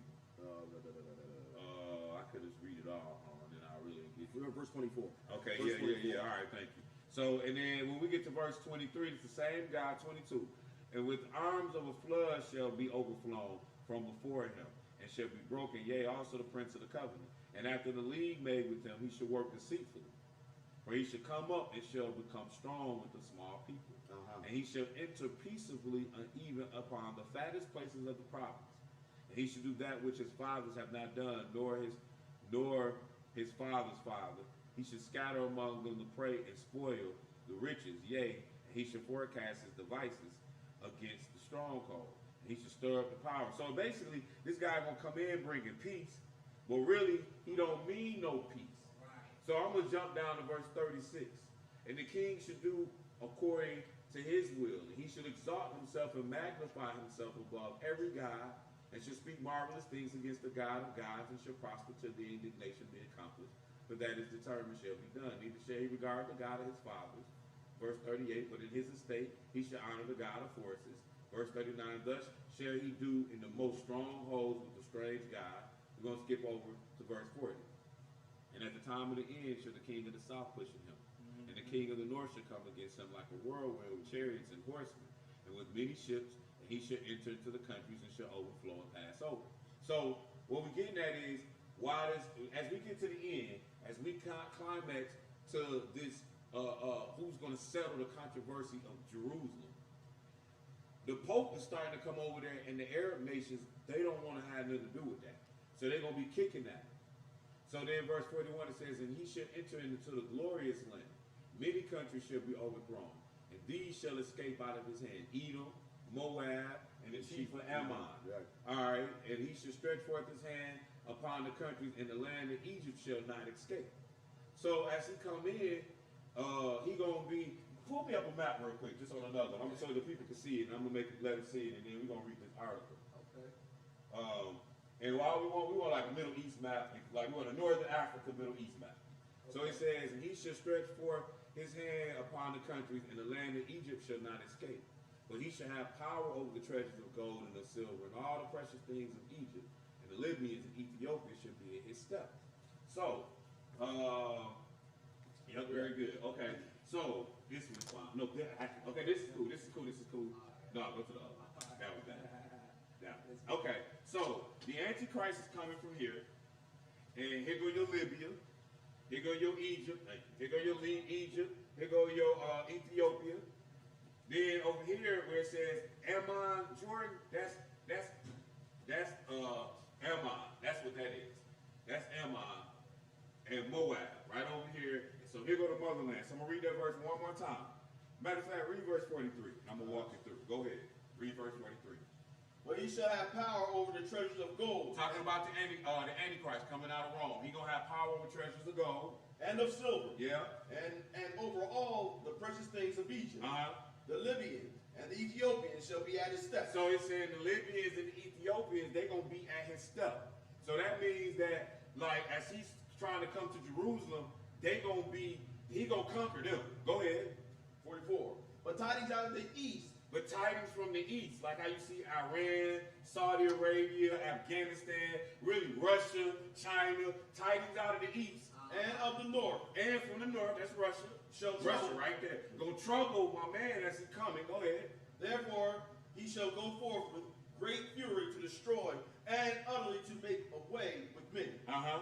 And he shall plant the tabernacles of his palace between the seas and the glorious holy mountain. Uh-huh. Yet He shall come to his end, and none shall help him. Okay, so did we miss the verse? We missed 41. It says, and he shall enter also into the glorious land. So he gonna be coming into the glorious land, and many countries shall be overthrown, but these shall escape. And notice in the future, it's saying Edom and Moab, that's their land. They get to escape. Because so basically he gonna come, he gonna rule all this, but then he gonna meet the east from this side, and actually that's gonna end up being World War III Armageddon. So like that's kind of why we're talking about this Antichrist. He's gonna be the one that brings the peace in. So now we got this article up here. You can start with the other one right next to it. This one? Yeah. All right, we got this article up here as we show you the Vatican trying to bring peace. You know how to read it? Yeah. Well, I can read it from here. Okay. Actually, can you go up top, bro? Go ahead and To the top of the title. So you can see the title. Yeah, right here. Slide it up. Gotcha. So it say, look at that. At the Vatican, no closer to peace, but perhaps a step away from war. Right? I'm gonna come back over there. Yeah. And that's crazy because, this the dude that the Lord calls the man of sin. Right. This the guy in Matthew 24 where the Lord said, when you read what we just read in Daniel, make sure you understand that. Right? Because this is the guy that's going to bring the great tribulation. You know what I'm saying? And he's going to do that by sitting in the Holy Land, what we're talking about, the holy place, Jerusalem, right? So he going to try to bring this fake peace, right? And it tells you right here how he's going to try to do it. It says his trip began early in the morning, and because he took this trip. Where did he go? It said Pope Francis brings together two presidents in a prayer. So we're going to see what two presidents these are, though. President Shimon Peres, okay? It says, okay, hold on. That's not the president that we need to talk about. But we're going to show you that we're talking about the Israelis and we're talking about the Palestinians, brothers and sisters. Mm-hmm. That's the presidents that they tried to bring together, and that's why we're talking about rabbis. And then further down, we're talking about Muslims, because the Pope, they looking at the Pope to bring this peace. Because look at this. Let me just show you what they say. Right here, it says, Rabbi Professor Daniel Sperber, the president of the Institute for Advanced Torah Study, described himself and the other clergymen at the fore of the aircraft as pawns. Prayers, he said, would not change the political positions of leaders, but what we can do is try and show that religion can bridge differences rather than accentuate them. So basically what you're saying is, this started off as who get what, and then the Pope come over there, and it started off politics basically in the early 1900s. But now, since they never been no peace, when the Pope come, they like, well, maybe we could work through religion to bring peace over here. Okay. And we know that it's like you said, a false sense of peace. That's like correct. They say 1 Thessalonians 5, when they say peace, it's going to be sudden destruction. That's right. And we know that's what's on the horizon. And just to, like Brother Howard pointed out, it says Pope Francis looks on as Israel's then president, Shimon Peres, right? And Palestinian Authority President Muhammad Abbas greet each other. So, but why is he the one to bring that peace between them, brothers and sisters? It's because the Pope is really in control. The Pope is really pulling the strings. Matter of fact, that third temple that the Edomites are going to, try to set up through the Gentiles, giving them the funding, the Pope's going to sit in that, brothers and sisters. The Pope's going to sit in that. So we know, like the brothers were bringing out in the history, going back to Herod, Rome put the Edomites over Israel, brothers and sisters. Mm-hmm. Rome, and that's why when it was time, like we're going to read in Obadiah, when it was time, when J.D. read about, when J.D. read about the Edomites selling Israel out. They acted like they were going to be our allies, but they sold them out. Who did they sell them out to? Rome. Brothers and sisters. Right. It was Rome. So Rome's always been at the forefront. And we see here with the current affairs, the current situation that's going on with the Israelis and the Palestinians. This was from May, what is it? It's a recent article. It was from May 9th. Okay? It was from May 9th, 2021. Pope Francis, we see the same thing. Appeals for peace in Jerusalem. Pope Francis calls for peace and a shared solution to the violence occurring in Jerusalem as Palestinian protesters continue to clash with the Israeli police. And again, remember, every time you see Israeli, that's the Edomite, and when you see the Palestinian, that's the Arab. So that you can kind of get an understanding on who the fights. You know, who over there fight. Oh, well, the Palestinian, okay, that's the Arab. That's Ishmael. So when you start identifying Palestine, you can say Ishmael, and then you can say Gog and Magog. That's who run with them. And when you say Israeli, then you can say the fake Jew, and really the supporter of the fake Jew is America. Wow. Mm-hmm. And trust, they have one of the other videos that I had. It was two ladies that they were on a Temple Mount and they was talking, and they said it's three religions that basically share the same place. And one of the ladies was asking, well, do you think that they can ever come on this land and be coexisting? And she was like, nah, I don't know how it would happen. Yeah. But the way it's going to happen is, like my brothers were just saying, a man of sin is going to come and make a peace deal between the Israelis and the Palestinians, and it's going to make it happen somehow. Some way that's going to happen because the Lord already said it's going to happen that way. You know what I mean? That's true. That's true. So, brothers and sisters, we're going to try to wrap this up a little bit. I know I heard Obadiah, and I want to make sure we read, I want to just make sure we read the actual scripture in Isaiah when it say that he come back to deal with the controversy of his land. Before we, I don't think that's it, but I think it's 34. Yeah, but other than that, though, like I said, we over an hour and a half.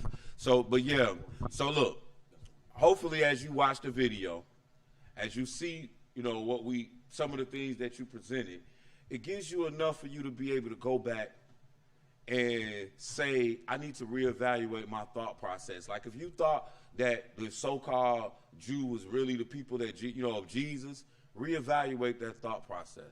If when you look at Jerusalem and you think that the Palestinian is wrong or the Israeli is wrong, look, reevaluate that thought process. Neither one of them is supposed to be there. They're both fighting over land that does not belong to them.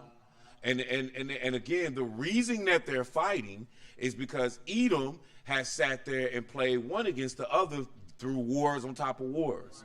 Like you're going to sit here and promise the winner between the Israeli and the Palestinian. You're going to promise them the holy Jerusalem, the city, and you giving both of them the guns. You they bank. So you control who win, really. And that's how the Israeli ended up getting there, is because the so-called Jew, he got the money, he financed it properly so that his people can get there. But like I said, I wanted to, with that Ezekiel, that Obadiah, y'all still wanted to read that? Yeah. Well, then we'll read that. We're going to finish with that Isaiah 34. Mm-hmm. And you know what? While we going to Obadiah, I just want to land back. I'm glad that Ira kind of explained that idea of how the peace is the fake peace, the so-called peace, right? Because if you read 1 Thessalonians 5, go to that chapter, read it on your own. Paul was warning about a time where they're going to act like it's the most peaceful time of the world. And why is it going to be the so-called most peaceful time? Because they're going to say that the Israelis and this war that's been going on in Israel and the Palestinians finally came to an agreement. Finally. This peace in the middle, it's finally peace in the Middle East. Right. That's what they're going to say, because that's what the Edomites are hoping. They saying they know in their mind.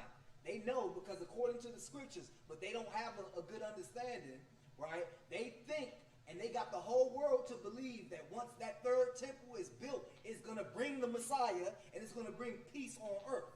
But we trying to warn you that that's the false sense of peace. When they say that, brothers and sisters, that's the time of the great tribulation that the Lord was warning to read Daniel, which JD just did, about the abomination of desolation. We showing you that's the Pope who's bringing this fake peace. So we trying to show you how close we are as well to the end, brothers and sisters. Yeah. So I just wanted to make sure I made that clear as to what we're talking about and how we're going to get to this great tribulation. Obadiah? Yeah. Obadiah. 1 and 2. The vision of Obadiah. Thus saith the Lord God concerning Edom. We have heard of a rumor from the Lord.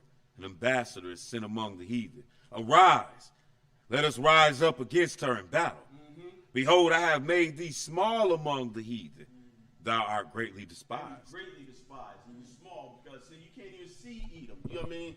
He's portrayed. That's the one you can't see. He looks white. You know what I mean?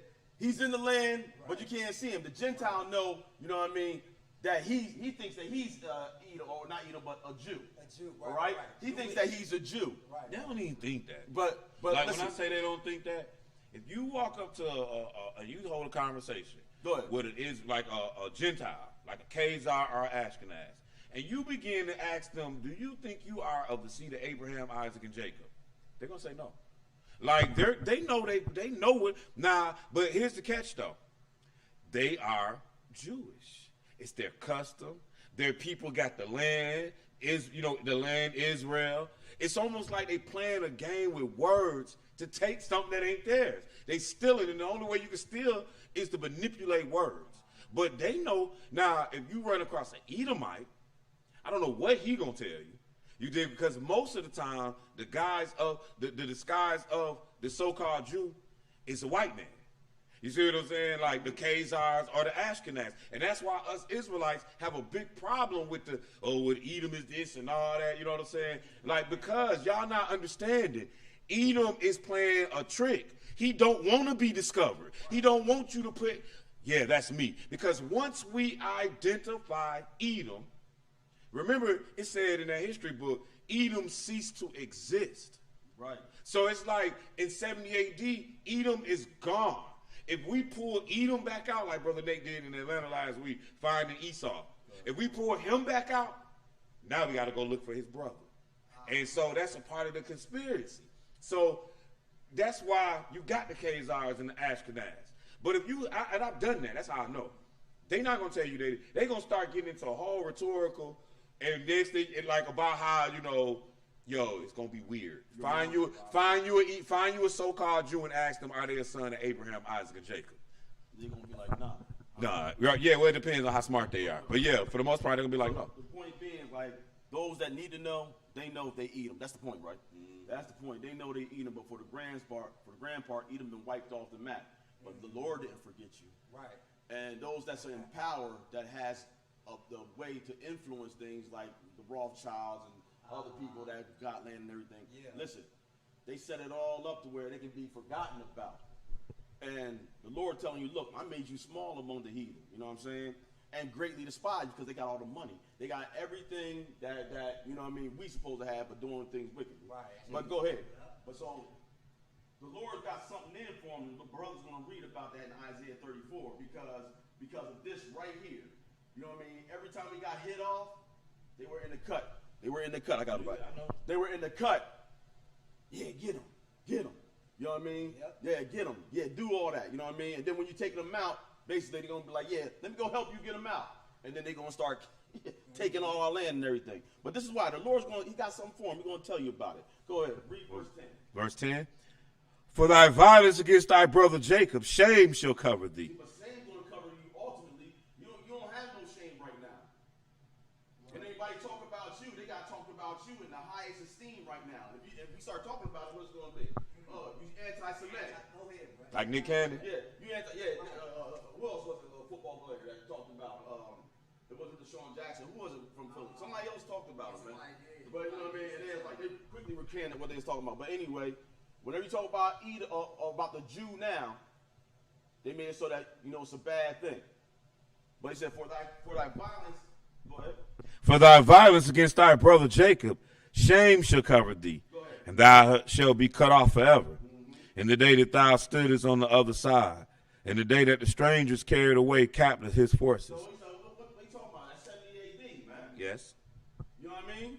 70 AD, man, they came up in there, man, you know, they always been around. And when you do your own research, you're going to see Edom was right outside of Judah. So they always been there, you know what I mean? And if you look at the blessing, you know, with the blessing, he said, hey, his father told him that, hey, he gonna take off the yoke from around your neck one day. And you're gonna see in David's time that, you know what, David had Edom under subjection. And then later on, you know, they broke away from that, and when they broke away from that, hey, they've been trying to take our land and our identity ever since. But go ahead. It's crazy. We was talking about this this past weekend. Yo, dude, Edom been wanting to kill Jacob from day one. So, you know, like, yeah, we got ruled for a little bit, like we said, via David. But shoot, after a while, you read in the book where Edom did break off. And from that point on, as soon as the Assyrians tried to come down there, boom, they're going to eat them. You know what I'm saying? Like, they just kept, they only lived right below us. Like, when I say right below us, like Georgia to Florida, Michigan to Ohio. You understand what I'm saying? Like, we talking like that. So they was only right there. So it was like, shoot, oh, they in trouble? Here we come. They got some grass we can take? Maybe this is it right here. Yeah, but, you know, it's always been that way. You know what I'm saying? You know, even in Moses' time, listen, man, when we came out of Egypt and we just had to pass through, Moses was going to pay for the water that he drank and that the cattle drank. And they was like, man, nah. If you come in here, we're gonna kill you, man.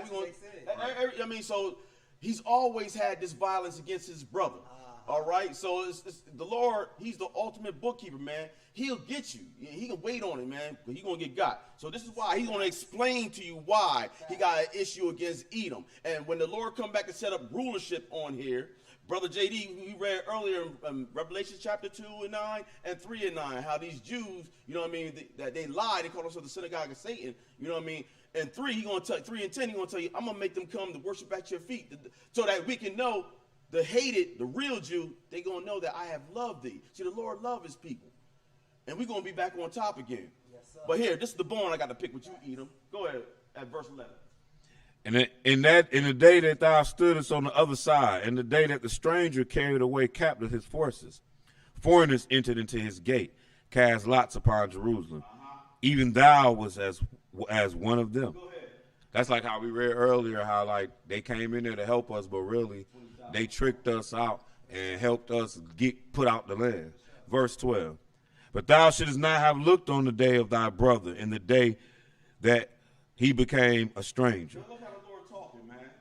You shouldn't look on your brother like that. Even in Deuteronomy, the Lord said, thou shalt not hate the Edomite in thy heart. You know what I mean? Because he's your brother. That's right, bro. You know what I mean? Go ahead. Neither shouldest thou have rejoiced over the children of Judah in the day of their destruction. Neither shouldest thou have spoken proudly in the day of distress. There it is. Well, keep on. Thou shouldest not have entered into the gate of my people So you shouldn't have even entered into the gate of my people. in the day of their calamity. Go ahead. Yea, thou shouldest not have looked on their affliction in the day of their calamity, nor have laid hands on their substance in the day of their calamity. Neither shouldest thou have stood in the crossway to cut off those of his that did escape. So even when they escaped, we got out of it, man. We got away from these Romans. They're like, nah, there he is over there behind the bush. No, get him. So the Lord got something in for him. They tell you in Proverbs, you ain't even supposed, when your enemy is messed up, you ain't even supposed to be happy about that. The Lord said, you're going to turn away his wrath from them. So they all the way wrong with the commandments of God. You understand?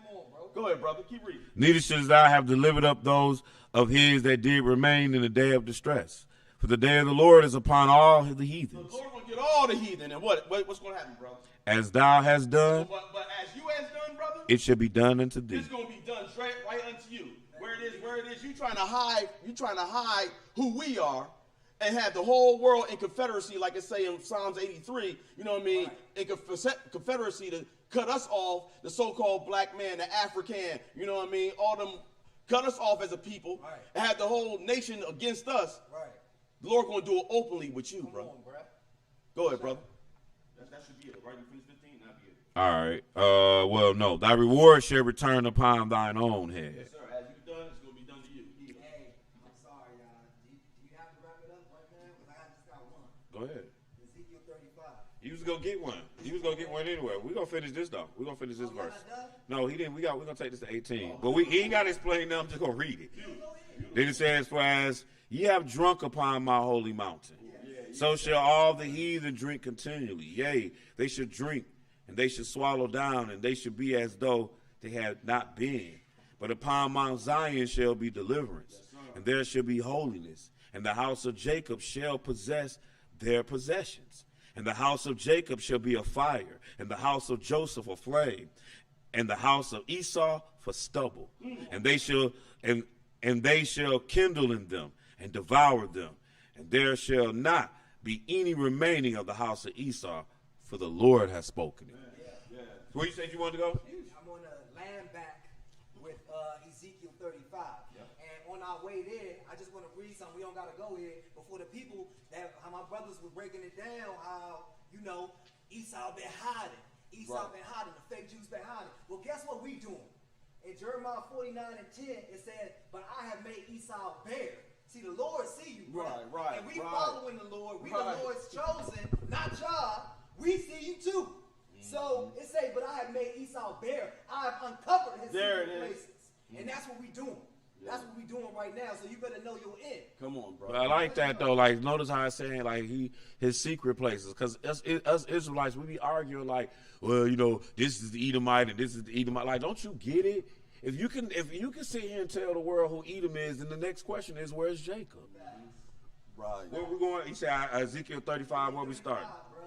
Verse 1. Get up at verse 1, because this is actually where why the Lord said what He said in Revelation 2:9 and 3:9. It's actually from here, brothers and sisters. Everything written in the New has already been written in the Old. Right. The New Testament was just confirming. That's right. So we can just jump around a few little places. I don't want to take too much time, but you can start in verse 1. Moreover, the word of the Lord came unto me, saying, That's the word of the Lord, brothers and sisters. Go ahead. Son of man, set thy face against Mount Seir. Mount Seir is Edom, Taman, right? Right. Esau, the fake Jew. That's Mount Seir, brothers and sisters. Go ahead, bro. And prophesy against Okay, it, the Lord telling you what's to come to pass. Go ahead. and say unto it, thus saith the Lord God, behold, O Mount Seir, I am against thee. He's against thee.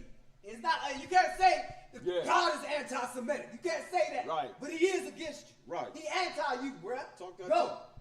Read. I am against thee, and I will stretch out my hand against thee, and I will make thee most desolate. I will lay thy cities waste.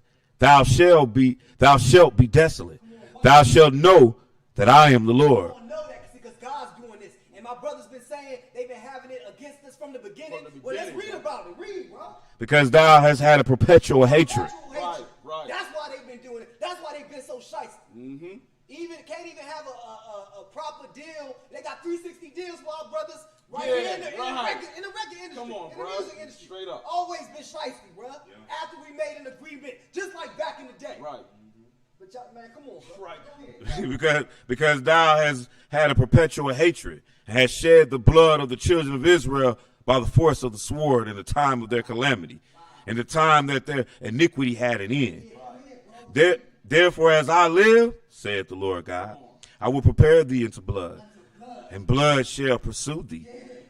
Since thou hast not hated blood, That's all, like JD was breaking down. All the war, of course they're going to win. They got the fat of the earth. That's right. They've been able to dictate how these wars have been going. That's right. And they ain't just been killing the Palestinians. They've been killing all the other groups that's in there and us. Yeah, playing His both brother, sides. Yeah. Playing both sides and killing God's anointed. Right, The right. apple of God's eye. Right. So you know God going to have to get you. Absolutely. Keep going though, bro. We almost done. verse 6. Therefore, as I live, saith the Lord God, I will prepare thee into blood, and blood shall pursue thee. Since thou hast not hated blood, even blood shall pursue thee. Thus will I make Mount Seir most desolate, cut off from it him that passes out and him that returneth. And I will fill his mountains with his slain men, and thy hills and thy valleys and in thy rivers shall they fall that are slain with the sword. And I will make thee a perpetual desolation, and thy city shall not return, and ye shall know that I am the Lord. Very close attention to this next verse. What does it say? Because thou hast said these two nations, Two nations. these two countries, Okay, what are shall be mine, Wow. and we will possess it.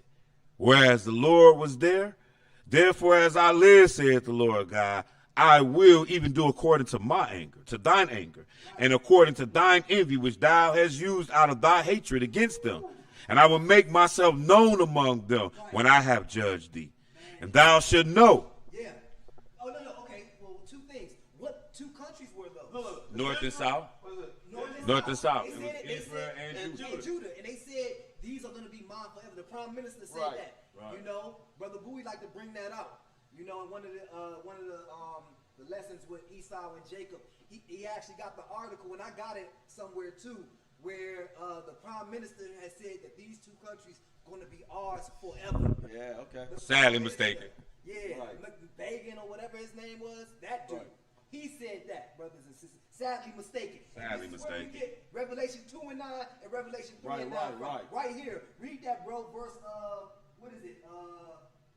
You was just at it. You just about to 10, See, you just- 9. Oh, going into it?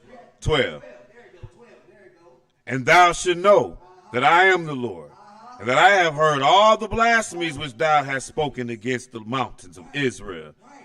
saying they are laid desolate, and they are given us to consume. Why the Lord going to make them bow down at That's our what he feet. said, yeah. I'm gonna make them come to know who Right. I love right. you. Right, He right. said they say they are Jews and are not what you lie. He said he knows their blasphemy. That's right, brother. Go ahead. So that verse 12, he basically just said, like, y'all done hear the identity, like this.